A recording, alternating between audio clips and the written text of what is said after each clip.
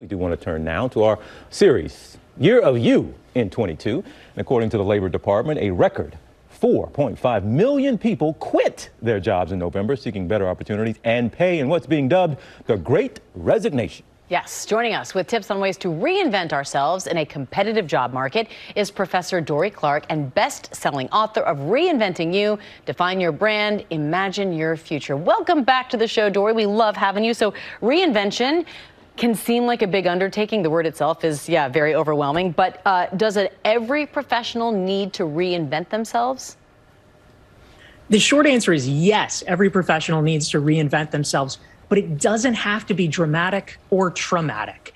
I like to draw a distinction between what I call capital R reinvention, which is the more public-facing, big reinventions. You're quitting your job, changing careers, and what I call lowercase r reinvention, which is the small ways that all of us can and I think should keep ourselves fresh to ensure we're not stagnating. My mom is 84 years old and she's teaching herself Spanish. And those are the kinds of small things that we can be doing, taking courses, meeting new people, learning to keep ourselves fresh. Okay, now if people were just listening to you and they were just inspired, if I was just inspired by what you said to reinvent myself, and I just want to take this microphone off right now and dramatically walk off this set and quit and say, I'm gonna go be something. You're saying don't do that yet, TJ. That's not the best way to go.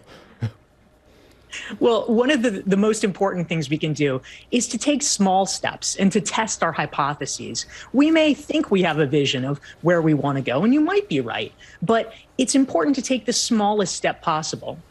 In Reinventing You, I actually tell the story about a woman who was certain that she wanted to reinvent herself into becoming a florist. And her career coach encouraged her to test that hypothesis out. The woman said, oh, I don't need to do that. I know for sure. But the career coach insisted. And so the woman spent a day job shadowing a florist. And she left at lunch and never came back because the part that she hadn't counted on was that if you're a florist, you're working in 60-degree temperatures with cold flowers to keep them fresh. She couldn't take it. She said, I was wrong. So testing is important. All right. So say I actually love my job and want to stay on this set. I want to stay in my career. What's the next step for reinvention?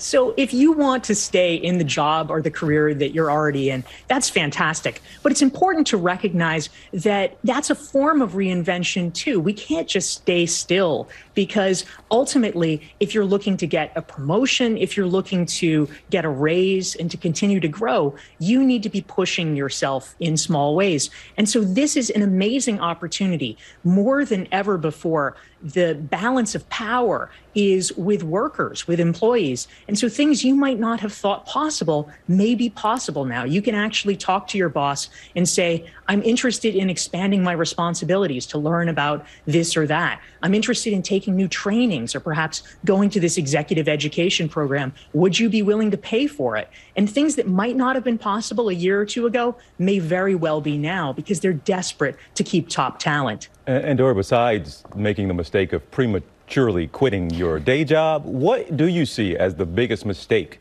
or maybe biggest mistakes that people make when they're trying to reinvent themselves?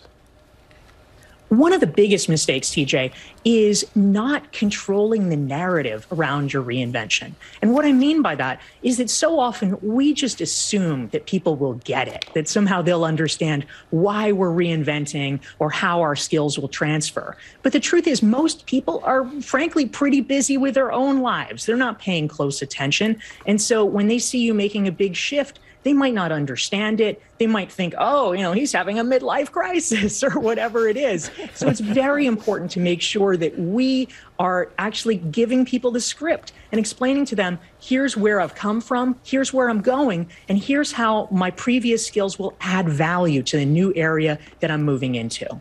It's not just what you say, it's how you say it, Dorie. I think we all feel more motivated listening to you. Dorie Clark, as always, thank you so much for joining us. And everyone, you can get her book, Reinventing You, everywhere books are sold. I wasn't suggesting I didn't like the job. I was just trying to set up a scenario there. I get it. That the viewer could relate to. Don't go anywhere, please. Okay. We need you here on this. All right. Well, hey there, GMA fans. Robin Roberts here. Thanks for checking out our YouTube channel. Lots of great stuff here. So go on, click the subscribe button right over here. to get more of awesome videos and content from GMA every day, anytime. We thank you for watching, and we'll see you in the morning on GMA.